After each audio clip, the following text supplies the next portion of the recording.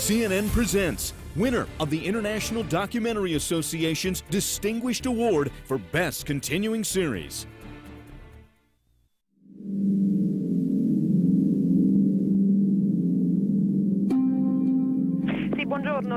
A whole crowd has gathered in order to pray in St. Peter's Square. It was a time the world came together. A square pulsing with prayer, hoping for life, preparing for death.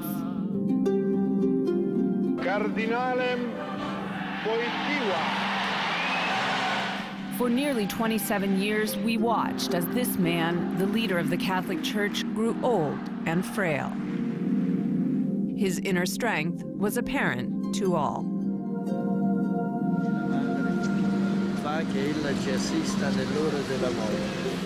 Now it is a time for faith and reflection. The moment before everything changed.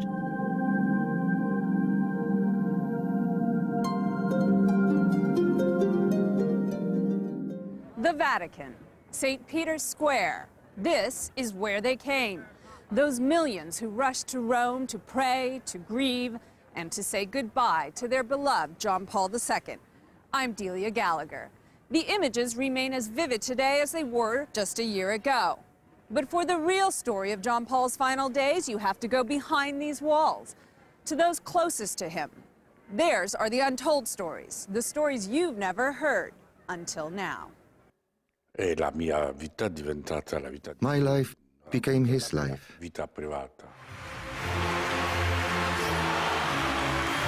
For nearly 40 years, Cardinal Stanislaw Dziwisz and Pope John Paul II were inseparable. I didn't have a private life. His schedule, his work, became my work, my schedule. Dziwisz was the Pope's personal secretary, a job he started when John Paul was still Karol Wojtyła, the young Archbishop of Krakow. He asked me, can you come and help me with my work? And I said, when? He said, today. I told him I'd come tomorrow, and tomorrow lasted for more than 39 years.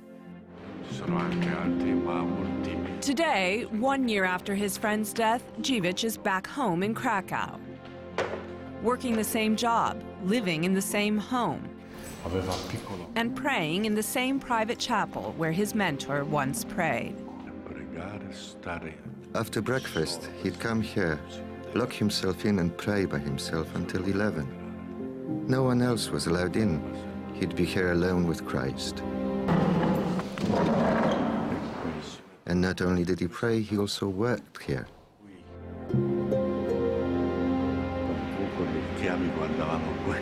The nuns were always curious about what he was doing. They peeked through the keyhole and would see him prostrate on the floor. That was his way of praying. So this chapel was very close to his heart.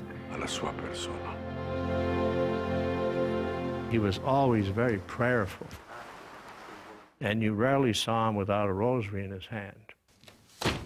Edmund Szoka is the governor, the chief administrator of Vatican City. He met the Pope 30 years ago. Oh, gee, he struck me as a very impressive, very kind, very gentle person. He had that gift of expressing friendship, just not only by what he said, but just by his whole personality. A Polish-American, Szoka was Cardinal of Detroit when in 1990, Pope John Paul summoned him to Rome to help put the Vatican finances in order. A working relationship developed into a friendship. He always invited me for Christmas dinner and for Easter dinner.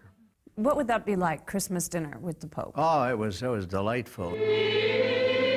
Obviously, you would be tired, you know, after all the ceremonies, but, you know, you wouldn't think so to see him at the meal. He looked very relaxed, and, of course, the only ones there were people who spoke Polish, because I think it gave him a chance to relax and not have to be thinking in another language. Gloria a Dio nel più alto dei cieli.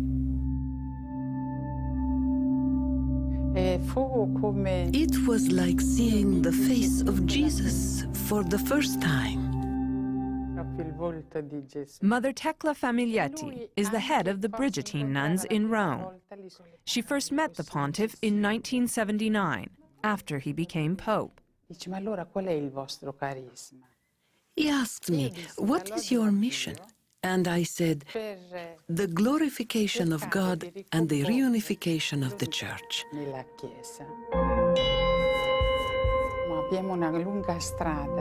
He said, "We have a long road ahead of us." And I said, "Yes, Holy Father, this won't be easy, even for us."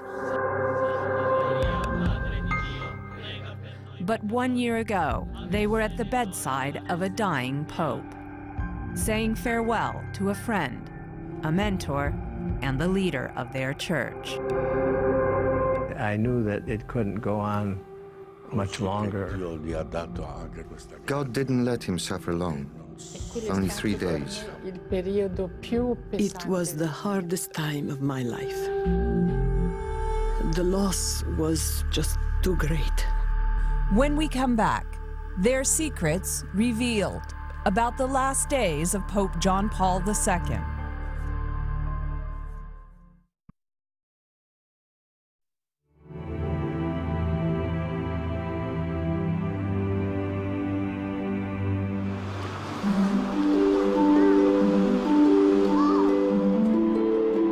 It was a scene like so many we had seen before. January 30th, 2005. Pope John Paul II, perhaps at his happiest, interacting with children.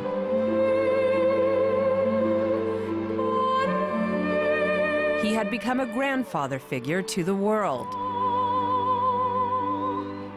The charismatic face of Catholicism and Christianity. The first pope to enter a synagogue, a man who tried to heal ancient wounds between Catholics and Jews. A tireless advocate for the poor and downtrodden. And perhaps no other person was more instrumental in bringing down the Soviet Empire.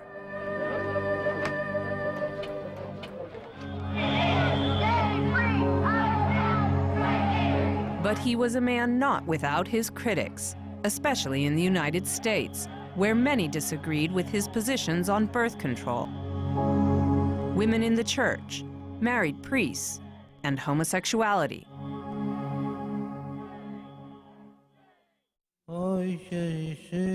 Still, he was the most recognizable figure in the world, his frail appearance by now familiar.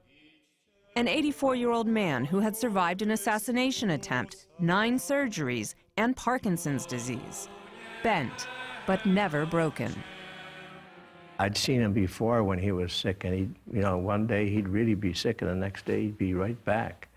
So he was very strong in that sense. For more than a decade, speculation had swirled about John Paul's ability to go on. But the most traveled pope in history refused to bow down to his weakening body. The declining health did not affect his mind. It was clear right to the end.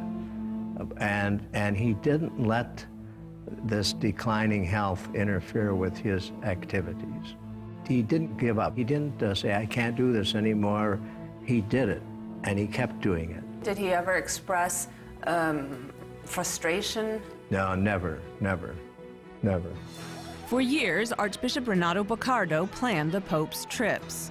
I remember when he first started using a cane. Before he'd appear in public, he'd put it aside and try to walk without it.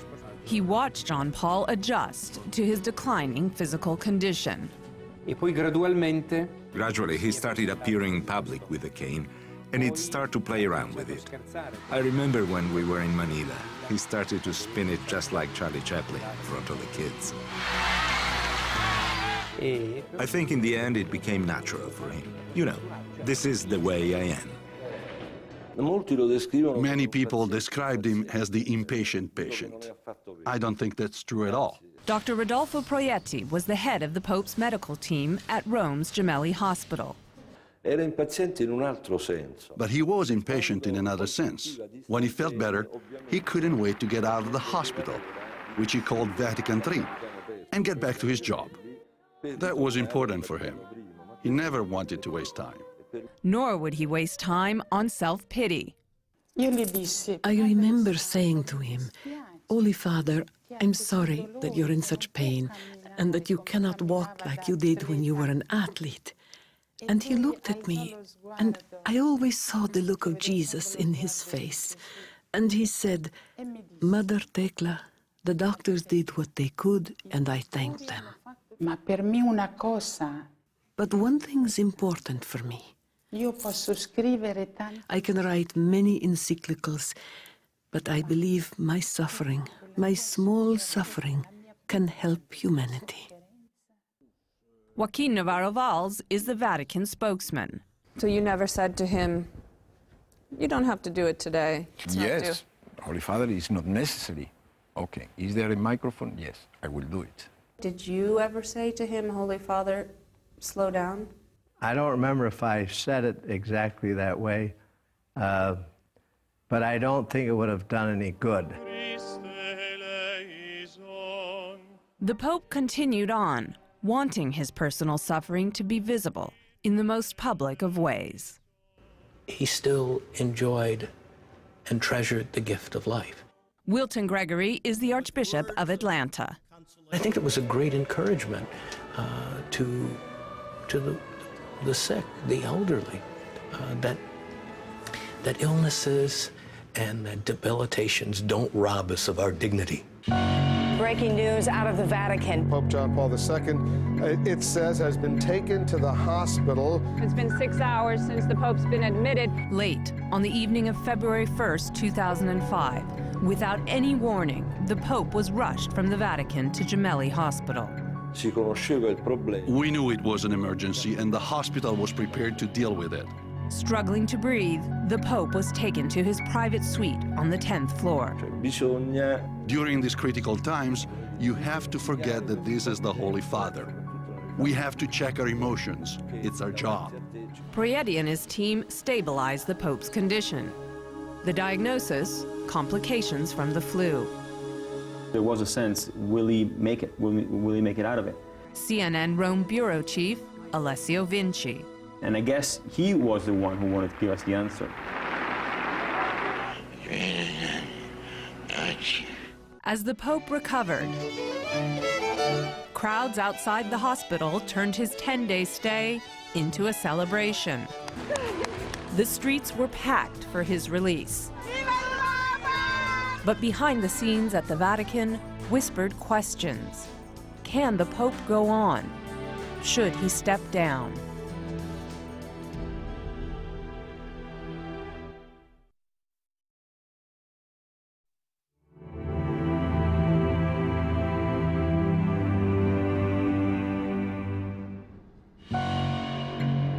February 24th, 2005. Just 2 weeks after his celebrated release, John Paul II was rushed back to the hospital.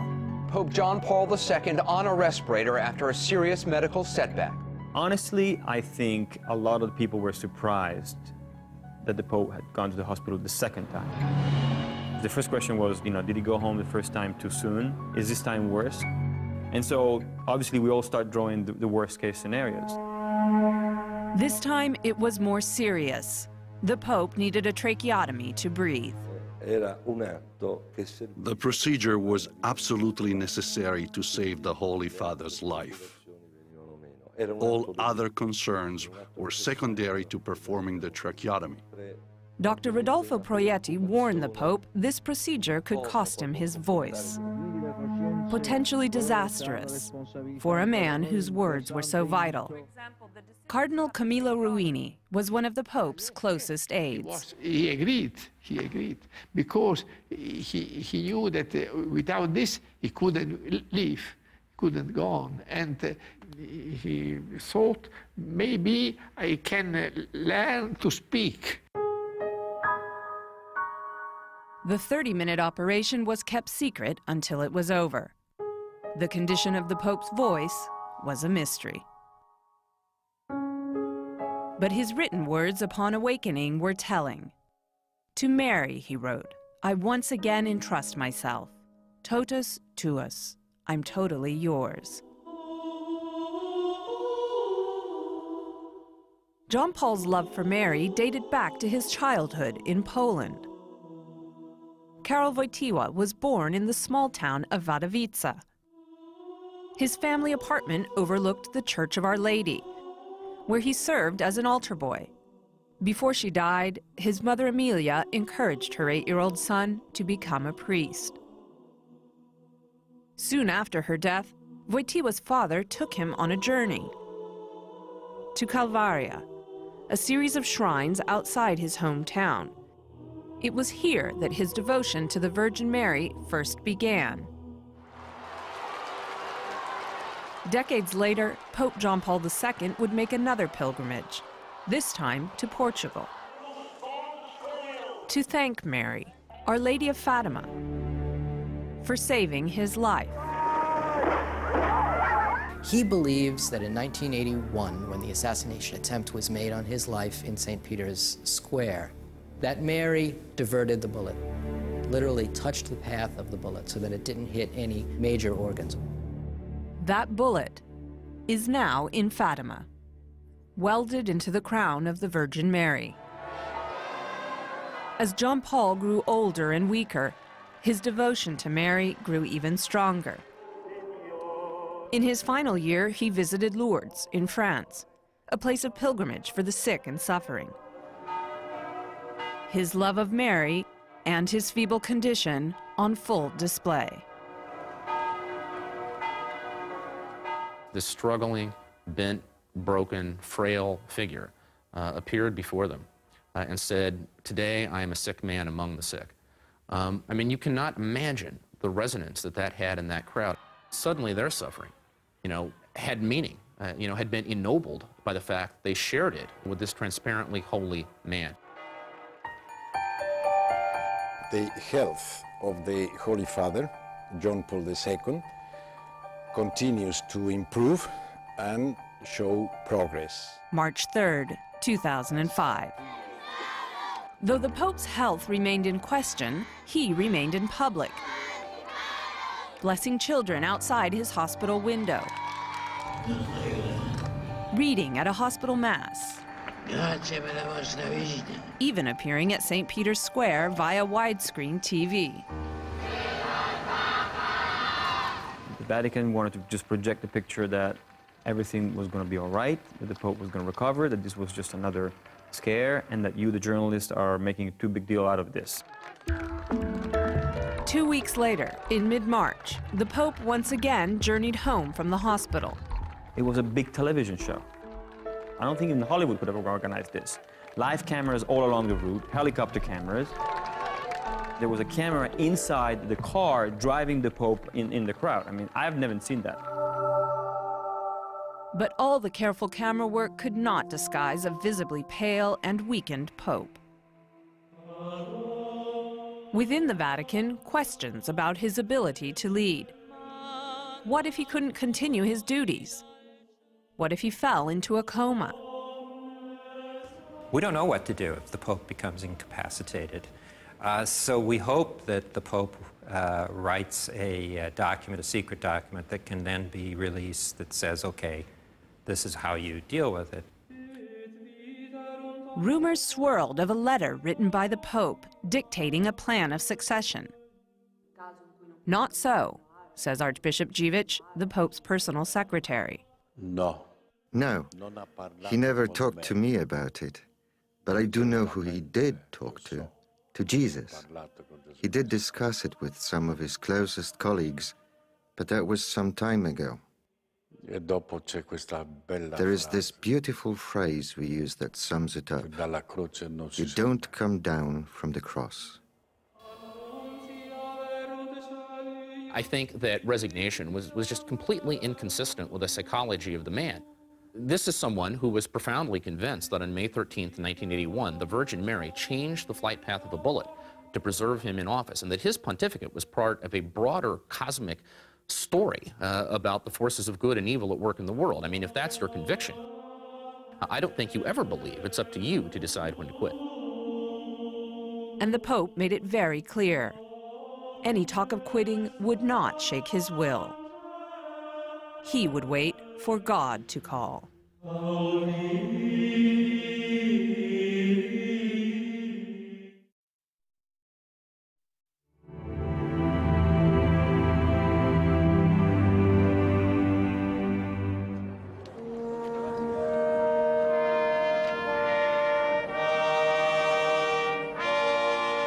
Palm Sunday, the beginning of Holy Week.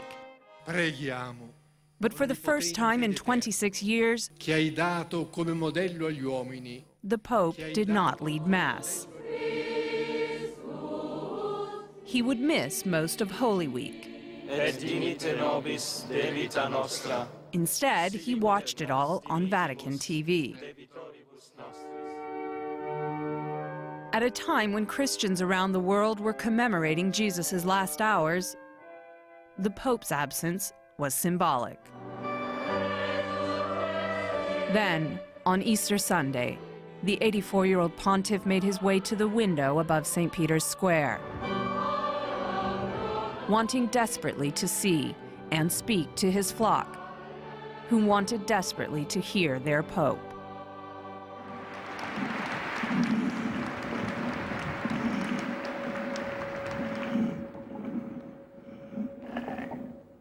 But the words would not come out. The microphone pushed away, the Pope's frustration evident. His close friend, Archbishop Dziwisz, was by his side. In his book, Let Me Go to the House of the Father, Dziwisz writes, after John Paul returned from the window, he said, "It might be better that I die if I cannot complete the mission entrusted to me." There was a lovely kind of poetic arc to all of this, because if you think back to October 16th, 1978, Cardinalem Wojtyła. when Karol Wojtyła of Krakow was elected as John Paul II, when he came out onto that central loggia of St. Peter's Square Con aiuto di Dio. and gave the blessing and then started to improvise. And if you remember, the papal master of ceremonies actually reached for the Pope to pull him away as if to say, "Holy Father, this isn't how it's done." And Wojtyła slapped his hand away, said, you know, from that moment, it was clear, I'm going to be Pope my way. And there at the very end, you know, that Easter Sunday when the Pope was there at the window for that agonizing 12-minute period, you know, trying to speak and just being utterly unable to do so. And at two different moments, his aides actually tried to roll him away from the window, and once again, he slapped their hands away, as if to say, here at the very end, I'm still doing this my way. You know, I think there was something marvelously appropriate about that.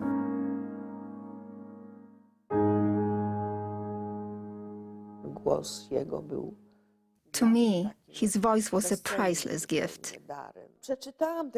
As young adults, actress Danuta Michalowska and Karol Wojtyła were in the same theater group in Krakow. It was his voice that first caught her attention. Czym się wyróżniał, czym się do końca życia wyróżniał, że był.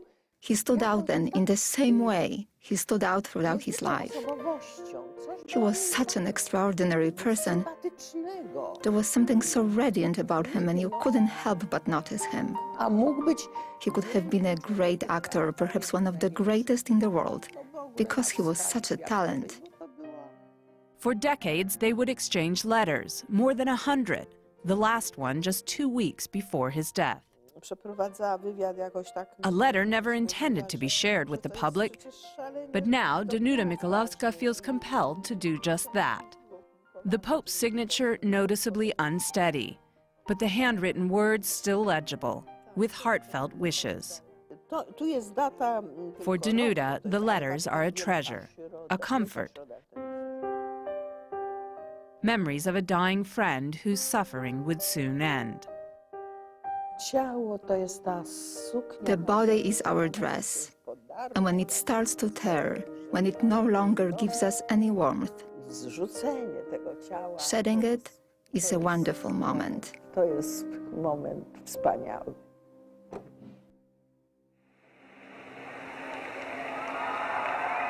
3 days after Easter, the Pope tried to speak to the masses once more. We even tested it beforehand. Archbishop Dziwisz remembers the Pope's rehearsal and his frustration after his second failed attempt.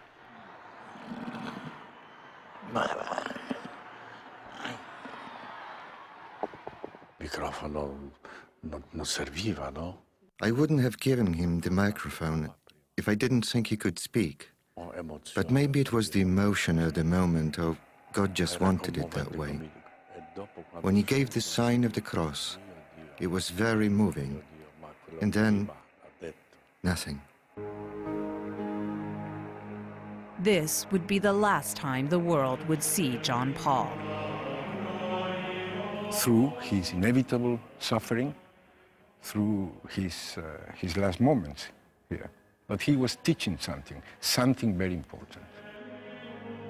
This Pope, who had teach many people around the world how to live, was also teaching in those moments how a person can die.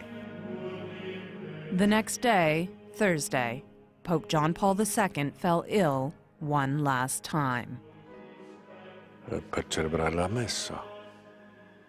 He was dressed for Mass, but all of a sudden, at the beginning, he started to shiver. I understood immediately after Mass that he had a severe infection.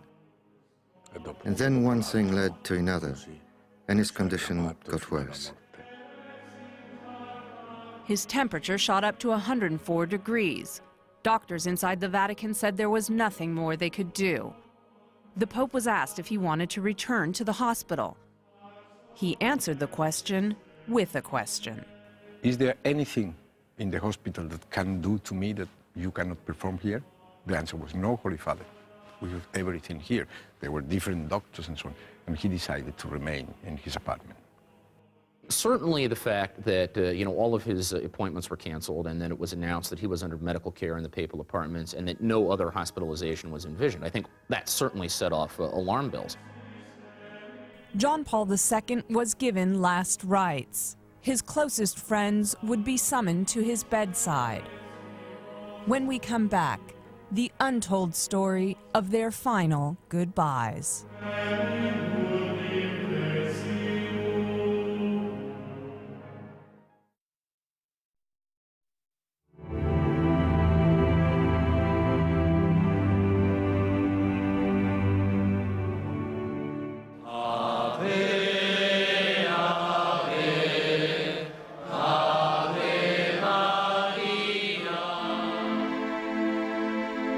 John Paul is the focus of worldwide Today, prayer. from his spokesman, another gloomy medical bulletin. The situation with the Pope is still serious. Fear that this could be the last night of Pope John Paul II's life. And we have, I would say, Friday, April 1st.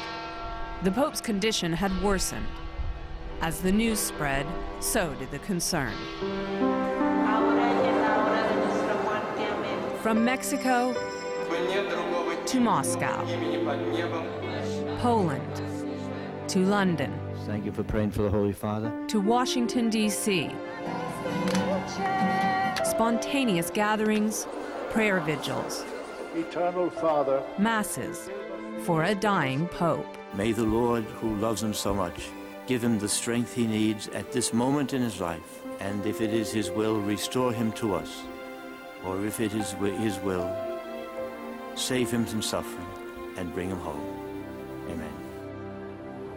For a man who spent so much of his life traveling, the world was now traveling to him. There are thousands of people arriving all the time. The crowd here and the world watching those windows up there. The outpouring of sentiment and concern around the world has been striking. Obviously, I was struck by the enormous spirit of prayer. The quiet. I mean, it's a very rare situation where you can assemble 1 million people in one spot, and you can have the kind of hushed sobriety and the sense of reverence that you had. The mood was quite somber. I mean, you could clearly tell that we were not back to the previous weeks when we were outside of the Gemelli Hospital with crowds coming there, cheering him, waving flags. Santa Maria, Madre di Dio. That was no longer there. The crowd's attention focused on a window, high above the square, where the Pope had come to greet them so many times, or just to watch them in secret. At Christmas time, at night, when he couldn't walk anymore, we'd bring him to the window to peek at the square below, to see the nativity scene and the crowds, without being seen himself. Now, as he lay ill inside, the Pope was made aware that once again, his people were there.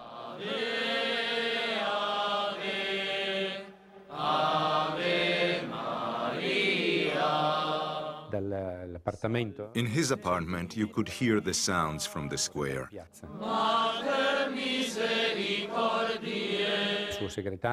His secretary was telling him about the crowds below, and that messages were arriving from around the world. We are praying for you. We love you.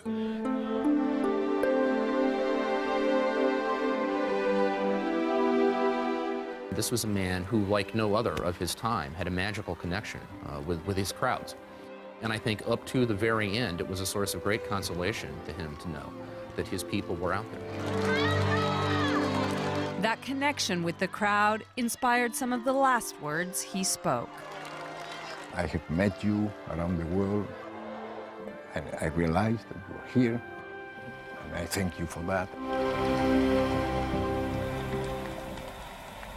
While a vigil was taking place below his window, behind it another vigil, one we are only learning about now.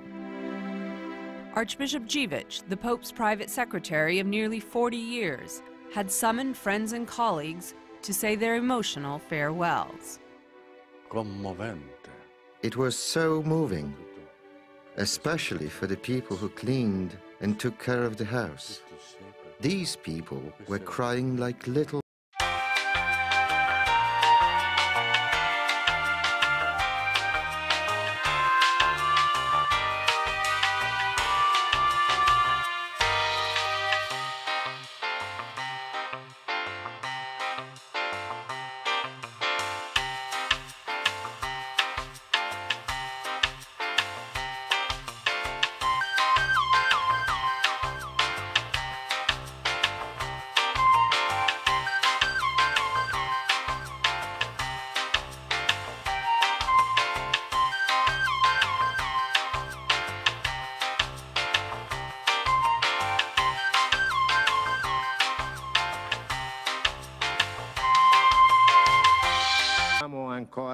Cardinal Sciocca, the head of Vatican City, also paid his respects.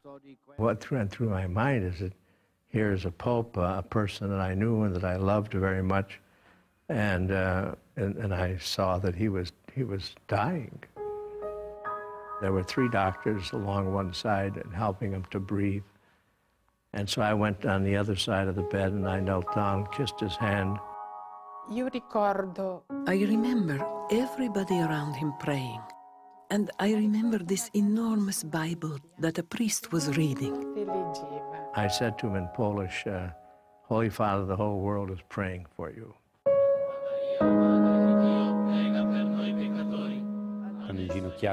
I got on my knees near the bed. I kissed his hand, and it was such an emotional moment. So many images came to mind.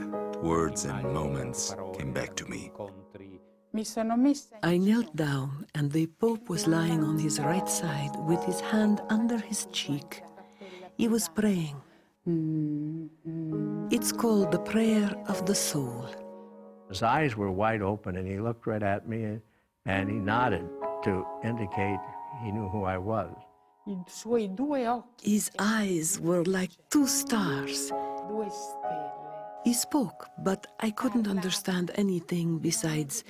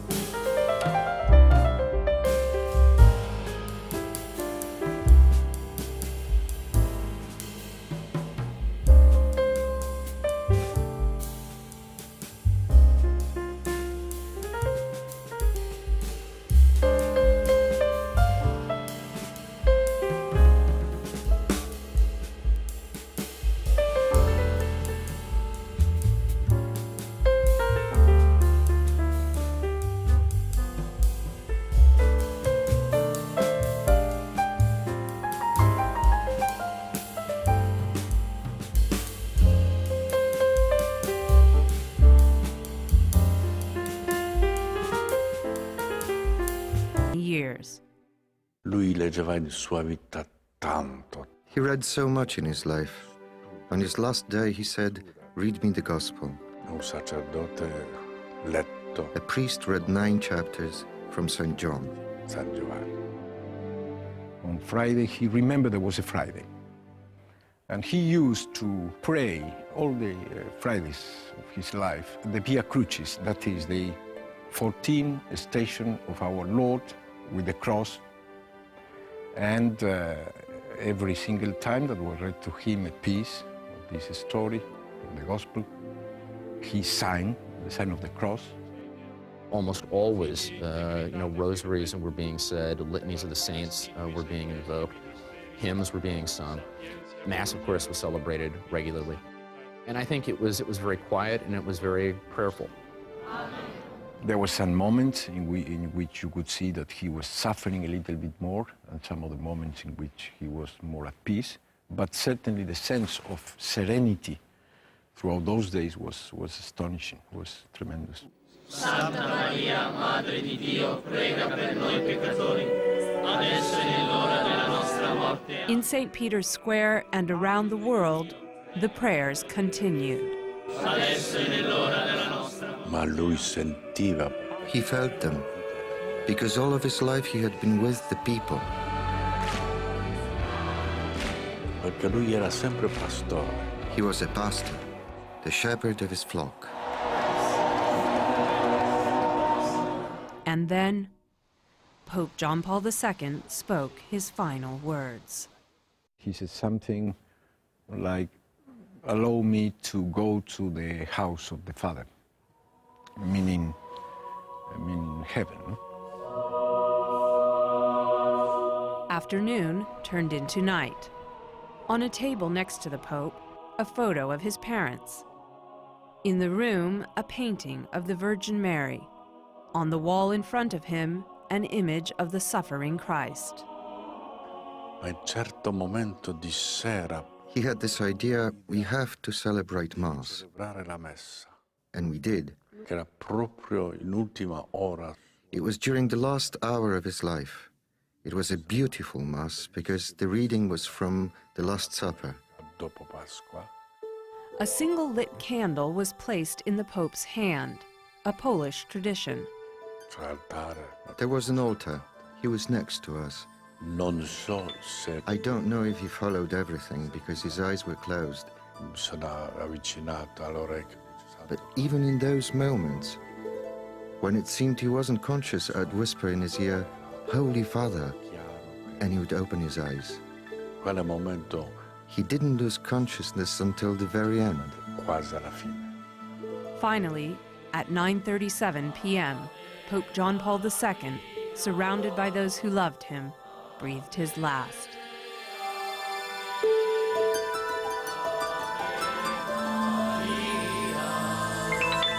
Morte triste. Death is sad, but his death was beautiful because he believed in where he was going, to meet God. Col Padre. For those in the bedroom, it was not a time of grief.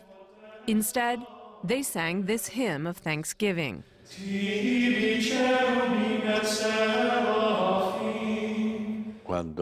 When we saw his heart wasn't beating anymore, we didn't cry. We sang Te Deum Laudamus, thanking God for his life, for his accomplishments, and for being able to stay with him until the end.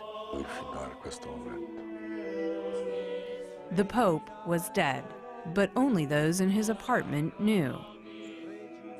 In the square below, Monsignor Renato Baccardo was still leading millions in prayer.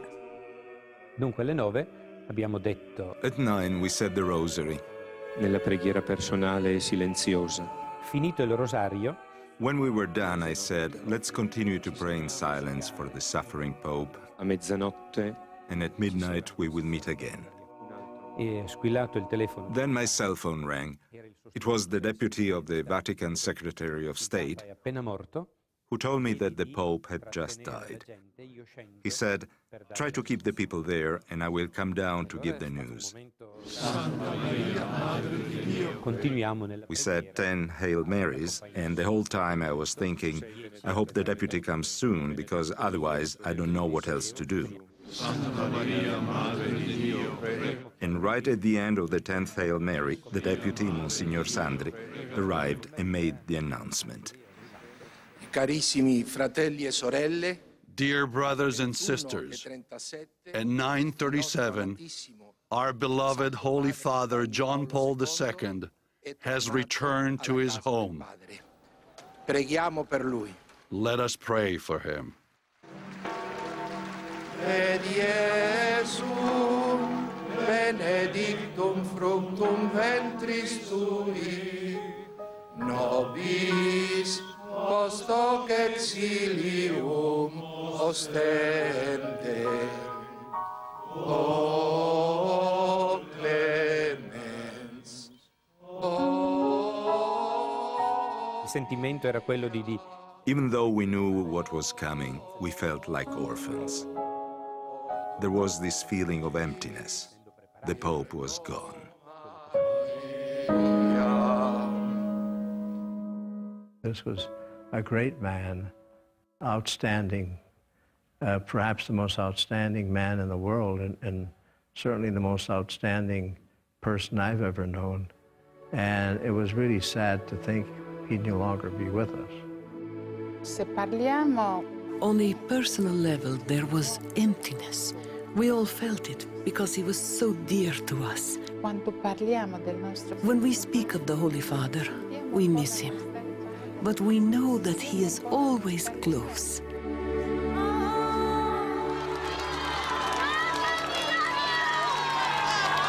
One journey had ended. When we come back, another begins.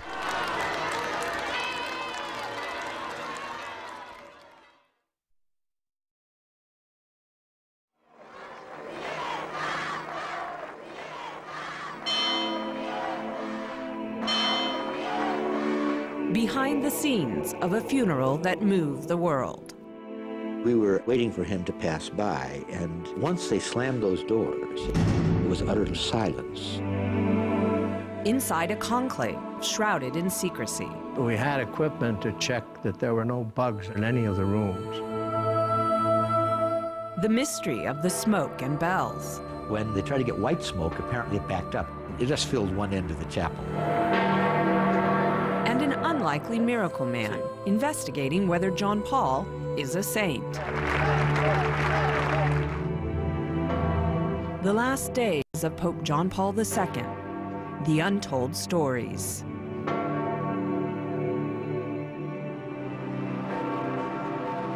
Ave o Maria, piena di grazia. Alleluia.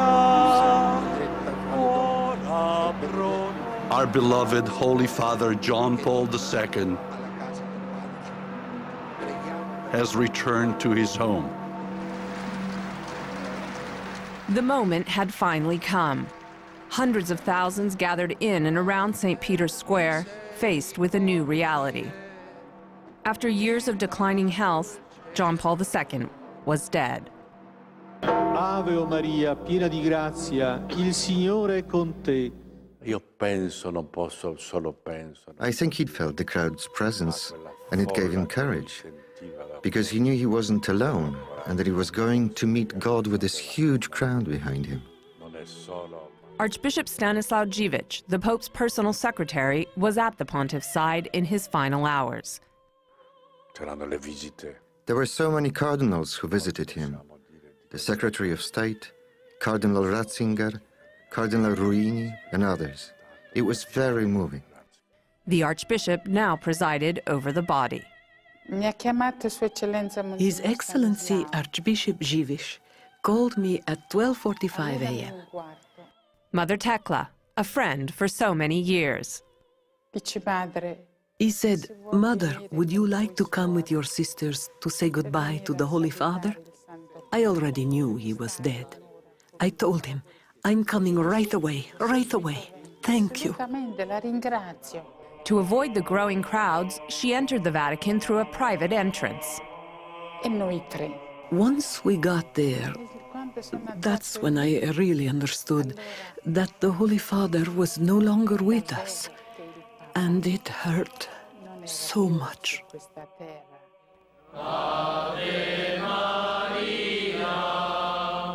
As the vigil continued outside, Mother Tekla and the other nuns prayed over his body through the night. We were like guards watching over a relic. It wasn't easy. I remembered all the times I had shared with him. On Sunday morning, Mother Tekla said her final goodbye. That Mass was truly the last sacrifice with him in that small chapel, and perhaps the last time I would see him. It was the most difficult time in my life.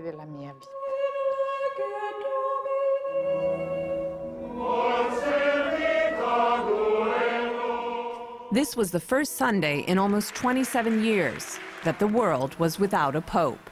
We had all lost a father. We had all lost an extraordinary leader and a dear friend. Cardinal Theodore McCarrick is the Archbishop of Washington, D.C. I had a great love for this man. He was a holy man, he was a good man, he was a brilliant man. Let us rise now, dear sisters and brothers. Fulfilling his duties at home, Cardinal McCarrick rushed off to Rome. He arrived Monday morning in time to join the procession that carried the Pope's body from the papal apartment to St. Peter's. We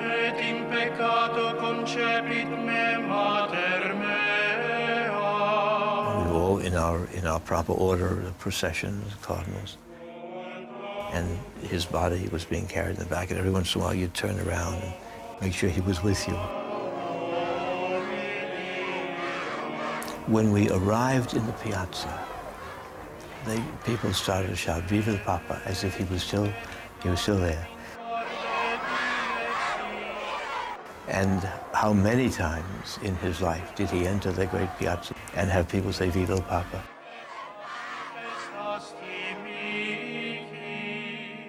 In death, as in life, John Paul captured the world's attention. An estimated 5 million people descended on the Eternal City, drawn together to see a man they had never met, but all felt they knew.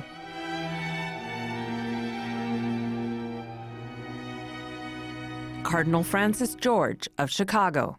We would come through that square of St. Peter's sometimes late in the afternoon, and you could hear all the languages of the world there, but they were mostly young people, 20s, 30s, 40s. And you'd ask them, if you could, why are you here?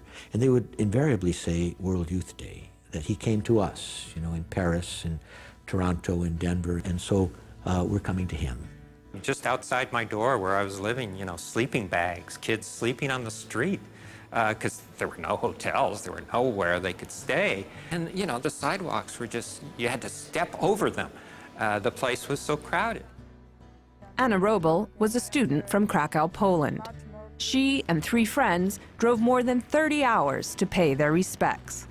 I remember that night we were singing Polish songs. And I remember many, many Polish people. We call this a Polish Night of Rome.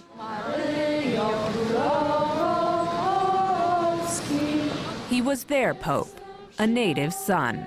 All those years, because especially us, young people, we knew only one Pope.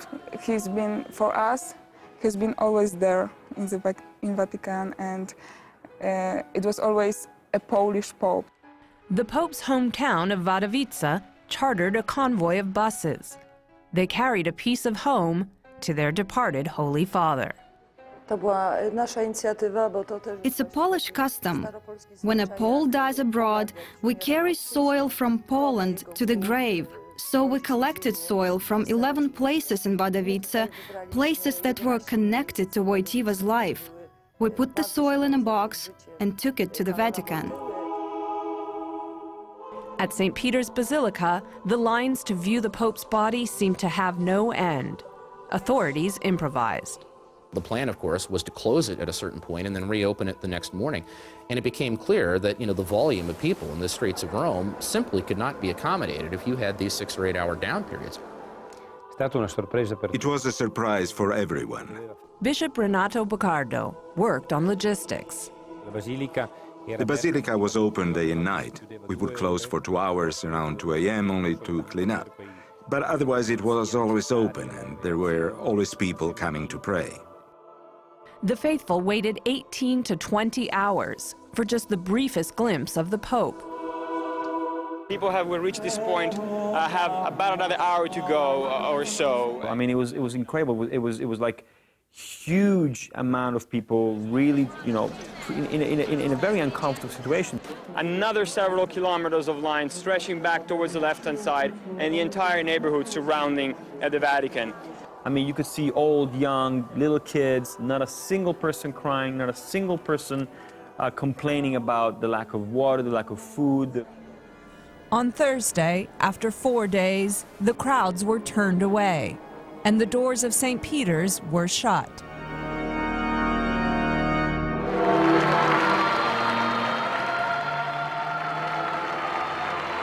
Still, there would be one final chance to say goodbye.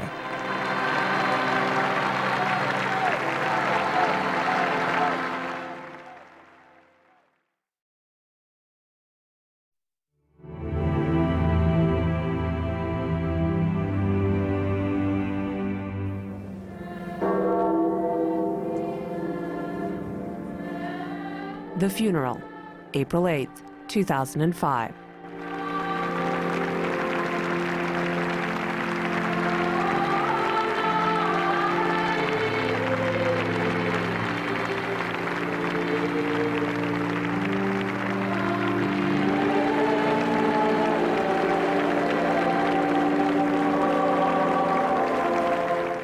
Erano funerali, ma era funerale. It was a funeral, but it was also a joyous celebration. You didn't feel depressed or sad. You knew his life had been lived to the fullest, according to the gospel. His death and his funeral were a message to the church and to the whole world. He wanted it that way.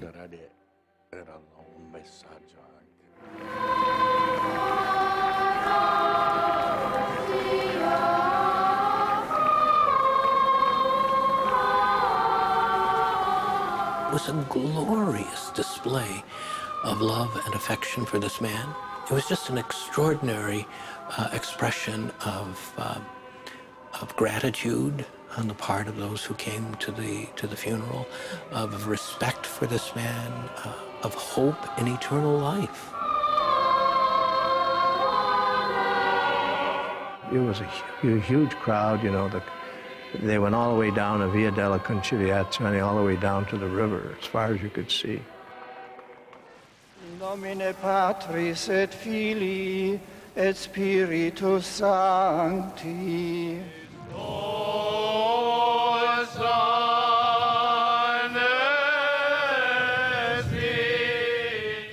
There were Jews, there were Muslims, there were Buddhists. It was amazing. I think he's the only person in the world that could have brought together that kind of a group at his funeral.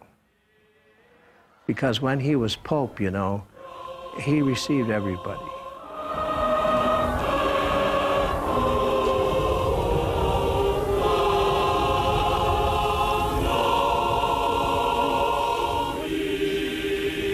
Meum quod pro vobis traditur.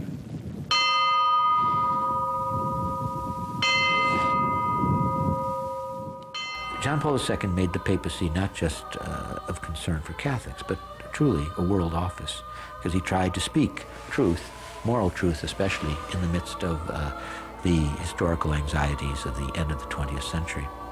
And that came through. Why else did they come?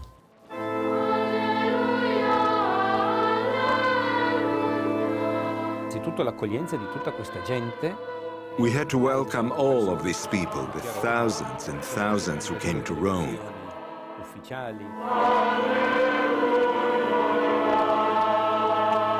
One of the problems they had was we had so many heads of states and so on who wanted to come that we were running out of room. Santa Francisca. The love of Christ was the dominant force in the life of our beloved Holy Father. Anyone who ever saw him pray, who ever heard him preach, knows that. We can be sure that our beloved Pope is standing today at the window of the Father's house, that he sees us and blesses us.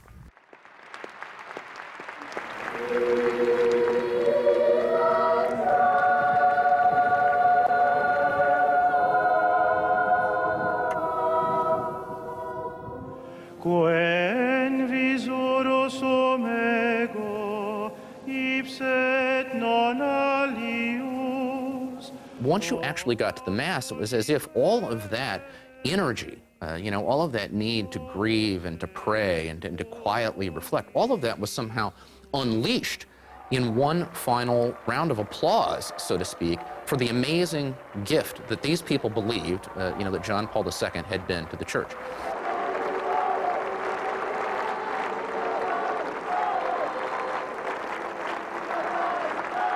Allora diventa un momento di gioia. It was a moment of joy because his journey through life was wonderful. He kept the faith and he was rewarded. It was a triumph.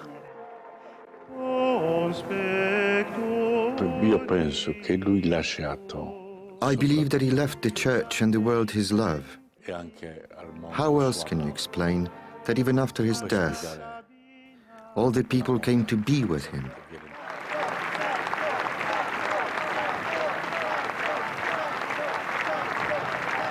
At the very end, of course, the last thing that one saw is the papal gentleman elevating the coffin, carrying the body of John Paul II, taking it towards the central door in St. Peter's, and then turning it around, for one final salute to the crowd before they headed in to go down to the grotto for the burial.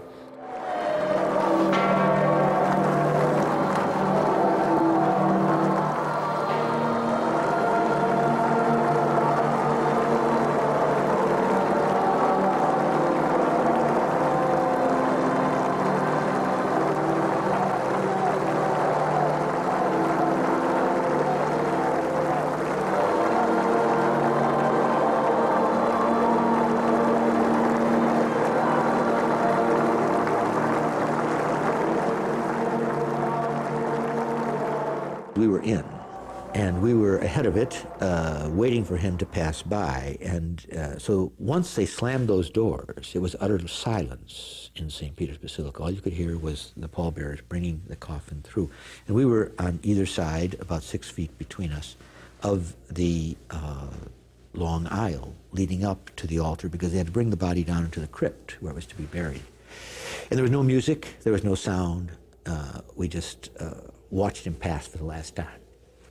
When cardinals greet the Pope, they always take off the zucchero, the red skull cap, out of respect. Then you put it back on to talk to him. And quite spontaneously, one by one, as he went by, we each took off our zuccheros, and then they took up top.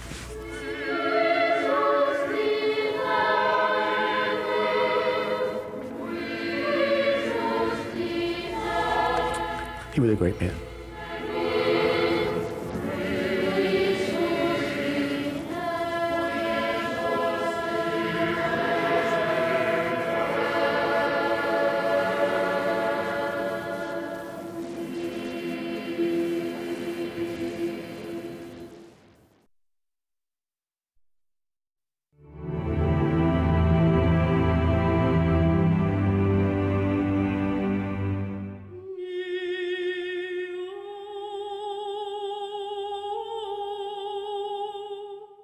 Pope John Paul was laid to rest in a modest tomb in the crypt of St. Peter's.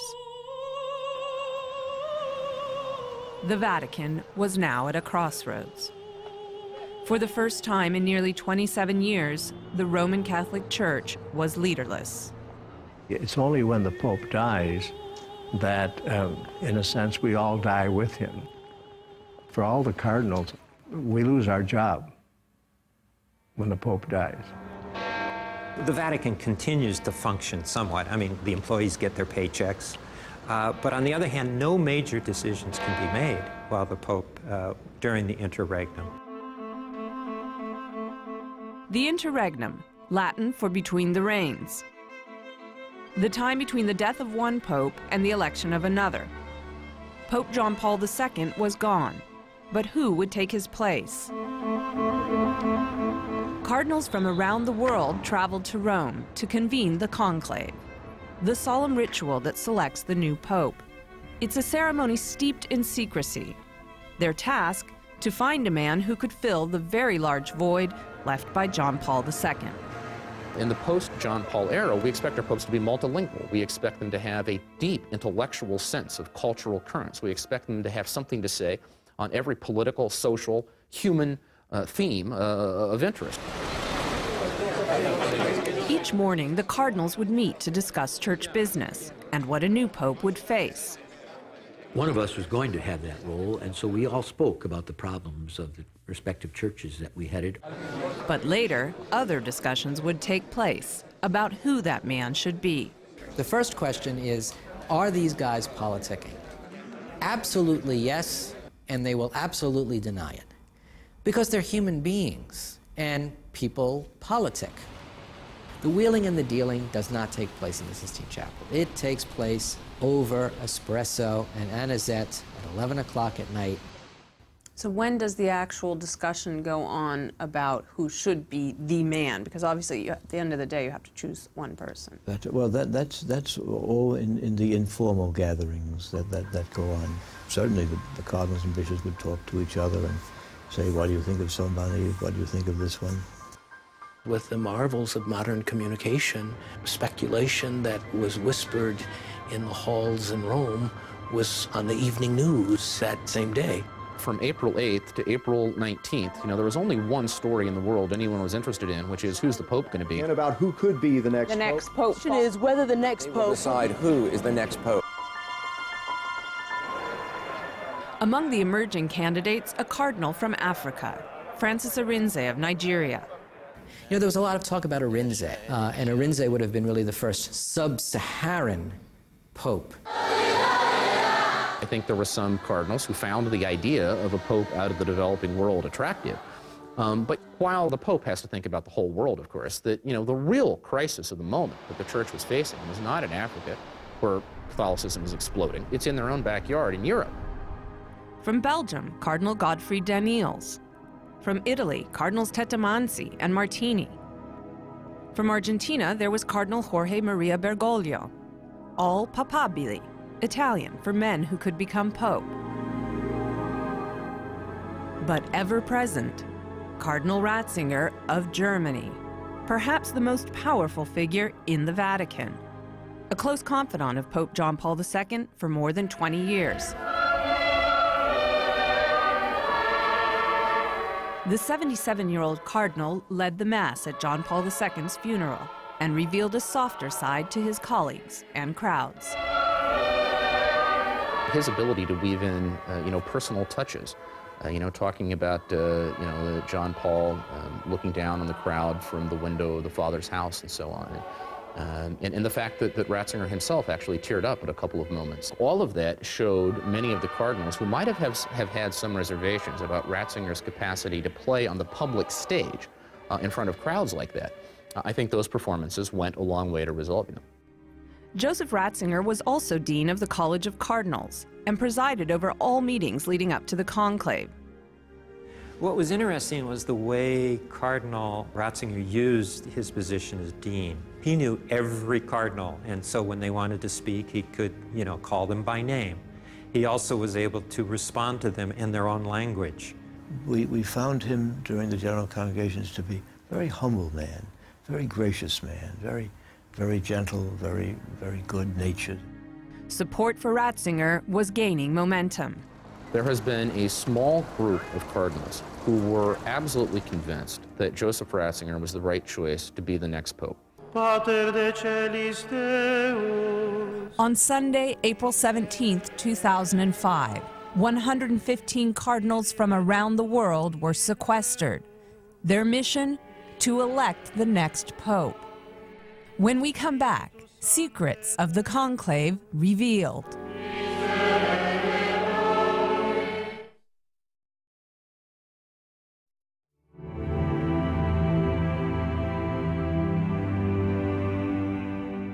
Sancta Trinitas unus Deus. Monday, April 18th, 2005. The conclave, a centuries-old mystery, was about to begin. The cardinals' rooms and the Sistine Chapel where they would vote were checked to ensure absolute secrecy. And as each room was checked, our police sealed it. And so, like, when I got to my room, there was a seal there that I had to break to get in. The secret proceedings began with an oath, each pledging their solemn duty. And we each had to go in there up to the Bible and swear through the secrecy and so forth. With each ballot, when you wrote the name, you went up in order, up to the altar. Behind the altar is the wonderful painting of the Last Judgment. You're standing with the ballot in your hand, folded, looking at that fresco by Michelangelo, and you're swearing an oath in Latin, before Jesus Christ, who will be my judge. I swear and I vow that I'm voting for the one whom I judge now to be the best suited. It's a very serious enterprise. You put your salvation on the line with that oath. That's the scary part of it, because when you see it that way, it's not so much an election, it's a discernment. You're trying to discern who God wants. Outside, there was speculation. Who would it be? How long would it take? After 2 days of voting, just 4 ballots, the cardinals picked their man. Joseph Ratzinger was elected Pope. He certainly didn't seek it, that's for sure. Who would in his right mind? And he seemed calm, anxious, frightened? No, he seemed calm. He seemed calm. There's a deep humility about him, and it's that humility which gives calm. I think the shockingly simple answer is that they felt they had to elect a pope who would not be crushed by the weight of comparison to John Paul II, and they felt Joseph Ratzinger was that man. The world was still watching and waiting for white smoke, the ancient sign that a new pope has been elected. But inside, there was trouble getting the word out. This ancient stove they haul in for this occasion, I mean, I don't know where it comes from, it's a pot-bellied stove. Somehow or other, they didn't have things connected exactly right. When they tried to get white smoke, apparently it backed up. I know it backed up, I was there. It just filled one end of the chapel. We are seeing smoke at the top of the Sistine Chapel coming from And when the smoke finally began to rise, there was confusion outside. That might be black smoke. It started out a little white. The smoke looked white, although it wasn't completely white, but I couldn't call it the end of the conclave because the bells were not tolling. It was the wish of John Paul II that the bells of St. Peter's would ring upon news of a new pope. But here again, there was a problem. Ci voleva. After the Pope was elected, everyone was coming up to congratulate him in the Sistine Chapel. In the confusion, there was a lack of coordination about ringing the bells. And in that confusion, an official in the conclave realized he still had the keys to set off the bells. He was supposed to go out and hand them to someone who was supposed to do it. And so he had to sort of rush out and, scuttle off and give them to the person to crank up the system. I was waiting for that bell, and I remember must have been the 14 longest minutes ever in my Vatican television career. There we go, there we go, there we go! And then eventually we saw it's moving, and that's when St. Peter's Square exploded. We have a pope, that's it! It was an explosion of joy. It was unbelievable. Habemus papam. Finally, a new pope. Benedict XVI stepped out onto the balcony of St. Peter's Basilica. I think those of us who knew Cardinal Ratzinger knew that this was a strong and holy man. I think we all felt, and I felt, the church is in good hands. There was a sense of relief, a sense that we had done it as best we could. We had prayed, we had thought it through. We had elected someone who was prepared, best prepared, we felt, to take it. It's a very tough job, and he knew that and accepted it anyway. On Tuesday, April 19th, Pope Benedict XVI greeted his flock.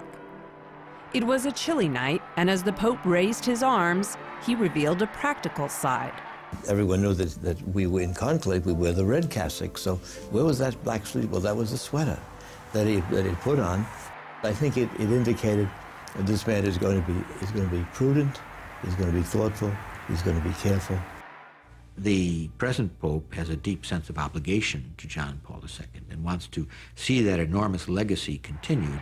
He's not out to, make a big mark for himself or to stamp something with his own vision. The important thing is the vision of Christ for all of us, and he's very much a servant of that.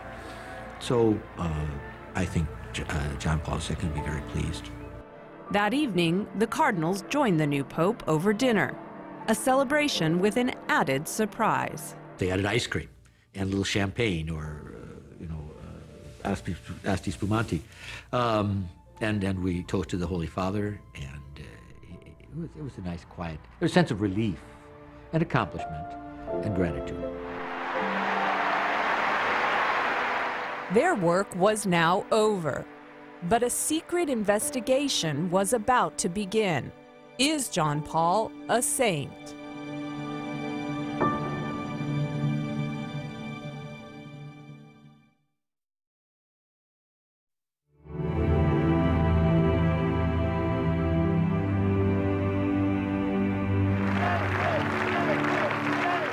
It was a spontaneous outpouring.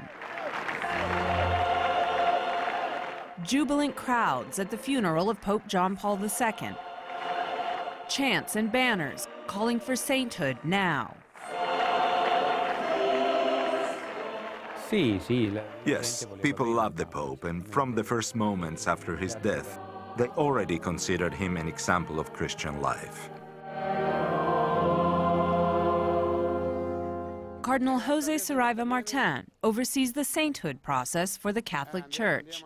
Last year in this piazza, we saw all of the people coming with these signs, Santo Subito, Santo Subito. What was your impression? I was so impressed, because it is always the faithful, the people of God, who tell their priest who they think should be a saint. Have you ever seen such an outpouring of the will of the people? Well, after people express their opinion, the Church has to prove it through an investigation on both a local and Vatican level. This is him coming off of the helicopter. That's great. The job of proving Pope John Paul II a saint starts here, in an unlikely place, an unassuming Vatican office. Not the CSI type of operation you might imagine for the considerable task of proving miracles. Right now, I'd have to say this is definitely the adventure of a lifetime. So this is your office. Monsignor Slavomir Oder gathers letters and testimonials for John Paul's cause. That is, when he's not doing his day job, handling marriage annulments. Sometimes I'm busy with John Paul's beatification, and other times I have to focus on marriage annulments. But now I have to pay more attention to John Paul. The process begins with letters, reading stacks of letters, some mailed, others left at the late pontiff's tomb. I want to be good, and I'd like to become Pope myself. To be an angel, to protect everybody, like you. Allora, queste scatole sono... These are prayer cards that we send in response to people's letters, in different languages: German, French, English, Polish, and in Italian. Bellissimo. They are beautiful, they are very moving. Stories from teens and young children, they are very beautiful. We receive many testimonials, but not all can be considered true miracles. We also receive letters from those who are opposed to John Paul becoming a saint. Interesting. You are not paid for this work. No, naturalmente no. The process usually begins after a 5-year waiting period. But Pope Benedict XVI waived that rule for his predecessor, John Paul II. Summi Pontificis. Something that had only been done once before, by John Paul, for Mother Teresa. You think it will be anyway what they call fast track? I think so. I hope so. Better, I hope so. Because you are sure that this man is a saint? Yes, personally I'm sure. Personally, I'm sure. One miracle is needed for beatification, the first step towards sainthood. We knew of many people who were helped by the prayers of John Paul II when he was living. But for beatification, the miracle has to occur after death. Che cosa viene escluso? What doesn't count as a miracle? Things like conversions, freedom from vices, peace in the family, getting a new job. These are blessings, but for our purposes, they are not miracles. Monsignor Oder found one story worth investigating. It occurred exactly 2 months after Pope John Paul's death. The case involves a French nun who suffered from the same disease that afflicted Pope John Paul II. Una suora. She was diagnosed with Parkinson's disease. After praying to John Paul II, her symptoms completely disappeared. It's a very interesting case and one that is under consideration. It's been analyzed by doctors who can't explain it.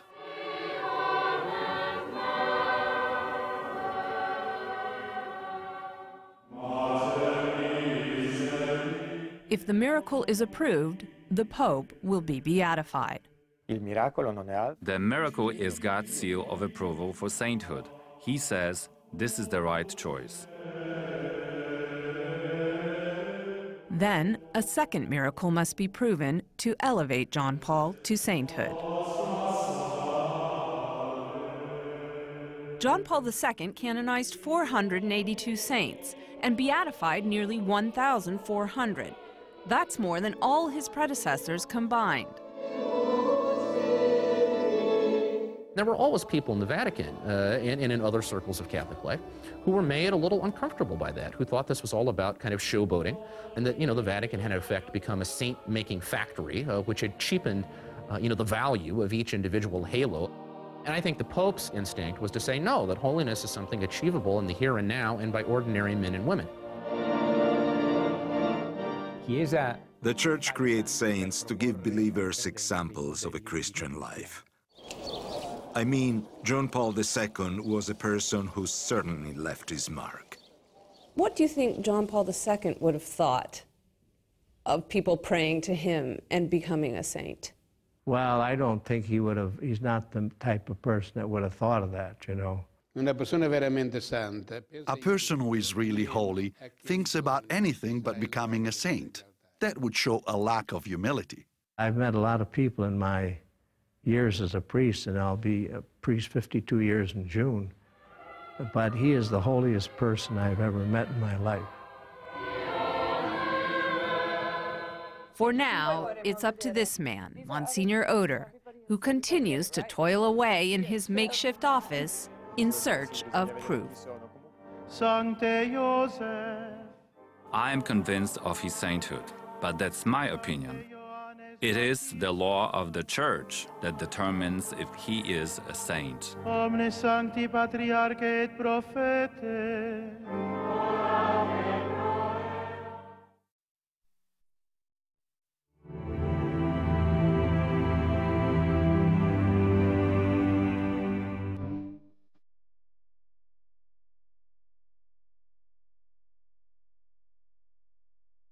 It has been a year since his death, but the echoes of Pope John Paul II still reverberate.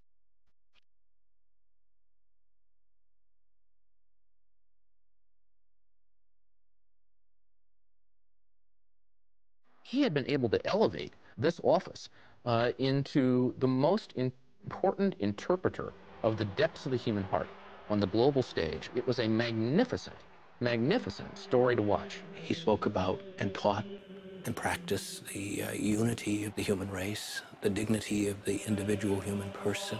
He proclaimed with great and constant dignity and determination the gospel of Jesus Christ. I think he did all of those things, and I think he did them extraordinarily well.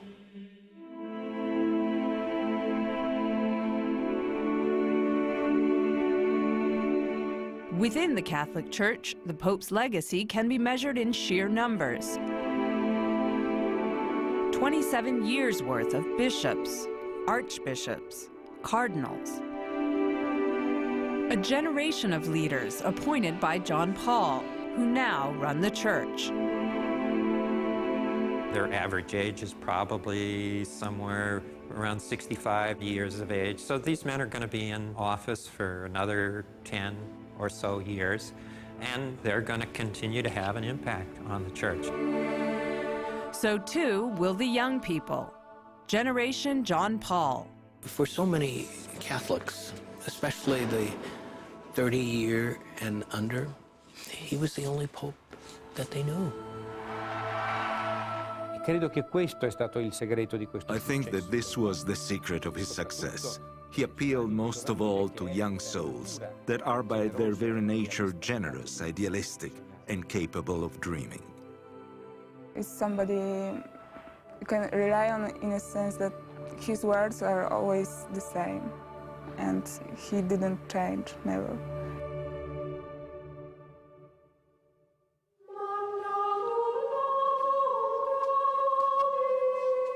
At the Vatican, his grave has become a place of pilgrimage. Crowds, young and old, day after day. The number of people visiting that tomb is amazing.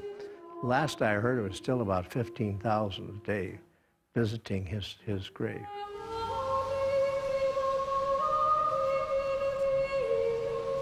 They come here as well, to his hometown of Wadowice in Poland. His former house is now a museum. The church where he was baptized, a shrine.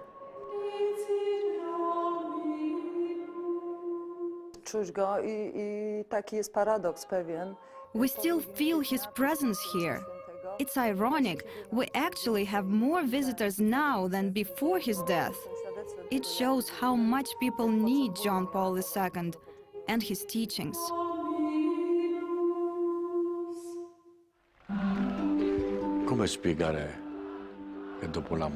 How do you explain that even after his death, people still come to him? They're showing him their love, giving back the love he showed to them. I prayed for him, certainly, although I have no doubt he went straight to heaven. And I pray to him now. For those who knew him best, John Paul remains a vibrant figure, someone they still talk with and pray to. Io mi faccio delle belle conversazioni. I have great conversations with him. I talk to him as you would talk to Jesus, or the Madonna, or the saints. It isn't difficult. Do you pray to him? Yes, I pray. To the Pope? To the Pope, yes, every day. His death was for me a big loss, but also, I think, in another way, a big gain, because we have a tutor in heaven.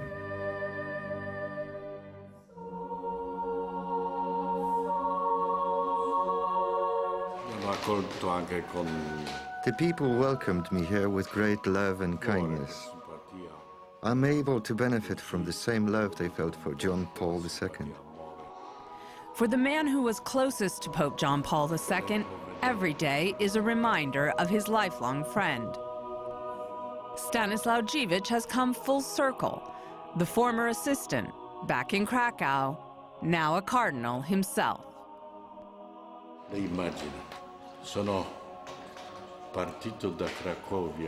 Imagine, I left Krakow with Karol Wojtyła. I lived with him there in Rome for 27 years, and now I have come back alone. But if I'm here, it's also because of John Paul II. I feel protected by him.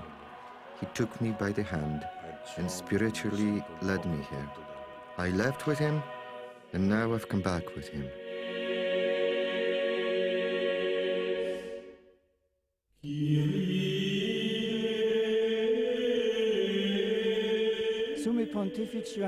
The death of the Holy Father, John Paul II, and the days that followed have been an extraordinary period of grace for the Church and the whole world. I seem to feel his strong hand clasping mine. I seem to see his smiling eyes and hear his words, at this moment addressed specifically to me. Do not be afraid.